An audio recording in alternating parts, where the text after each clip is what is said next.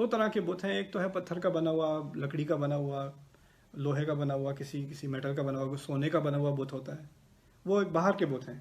ایک بت اندر ہوتے ہیں انسان کے، انسان کا ایک مقام ہے سوسائٹی میں، وہ بھی ایک بت بن سکتا ہے، انسان کا اپنا ایک امیج ہے، وہ بھی ایک بت بن سکتا ہے۔ انسان جو آئینے میں دیکھتا ہے اچھا I have to put this on. Oh, that was on. Okay. Still continuing. I got a call in the middle. Yeah, so many people say. They are saying, Yeah, you are on this side. I'm still on the side? Some people say. I don't know what to do about that. For me, it's right. Okay, it's okay. But in any case, ربی ان نعبد الاصنام، ایک بت اندر ہوتے ہیں انسان کے۔ پیسہ بھی بت بن سکتا ہے، دولت بھی بت بن سکتی ہے، آپ کا ایک سٹیٹس ہوتا ہے، انسان کہتا ہے میں نے اسی محلے میں رہنا ہے، اس نیبرہڈ میں رہنا ہے، میں نے یہاں پر اپنی بیٹی کی شادی کرانی ہے، اس ہال کو لینا ہے، ورنہ یہ نہیں کریں گے تو لوگ کیا کہیں گے، اور اس کی خاطر وہ سود پہ قرضہ لینے کو بھی تیار ہے، ادھار لینے کو بھی تیار ہے، حرام طریقے سے پیسے رشوت بھی لینے کو تیار ہے، ہر چیزوں میں تیار ہو جاتا ہے، کیونکہ اس نے وہ ایک کام کرنا ہے، وہ بندہ بن چکا ہے، وہ اس کے لیے ایک بت بن چکا ہے، اب وہ اس کے سامنے کچھ بھی کرنے کو تیار ہے۔ یہی بت ہوتا ہے نا کہ آپ کچھ بھی کرنے کو تیار ہیں۔ اللہ تعالیٰ فرماتے ہیں قرآن میں، اَرَأَيْتَ مَنِ اتَّخَذَ إِلَٰهَهُ هَوَاهُ وَأَضَلَّهُ اللَّهُ عَلَىٰ عِلْمٍ،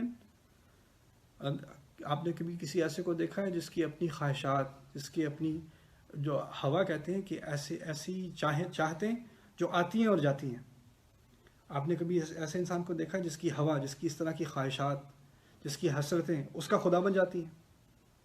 اَرَأَيْتَ مَنِ اتَّخَذَ إِلَٰهَهُ هَوَاهُ وَأَضَلَّهُ اللَّهُ عَلَىٰ عِلْمٍ، اور اللہ اس کو گمراہی میں جانے دیتا ہے اس کے باوجود کہ اس کے پاس علم ہو۔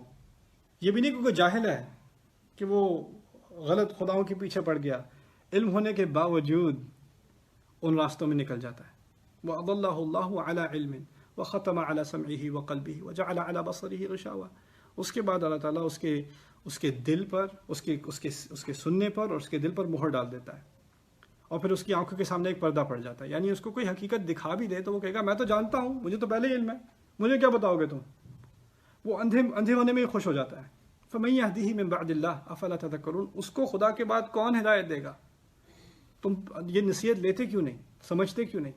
یہ بہت گہری بات کی گئی ہے۔ ابراہیم علیہ السلام اپنے بارے میں کہہ رہے ہیں کہ مجھے ڈر ہے کہ میں بتوں کی پوجا میں نہ پڑ جاؤں، مجھے اپنی اولاد کی فکر ہے کہ میں بتوں کی پوجا میں نہ پڑ جاؤں۔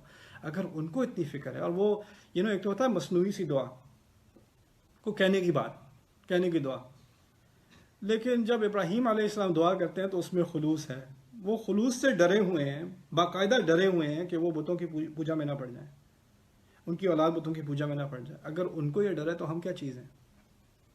ہم کیسے اپنے آپ سے کہہ سکتے ہیں کہ ہمیں اس کی کوئی فکر نہیں کرنی چاہیے؟ ابراہیم علیہ السلام کی سنت جو ہمیں یہاں سیکھنے کو ملی ہے وہ یہ ہے کہ ہم کبھی اپنے آپ کو اپنے بارے میں یہ مت سمجھیں کہ ہمارا دل ان بتوں سے، ان چھپے ہوئے بتوں سے پاک ہے۔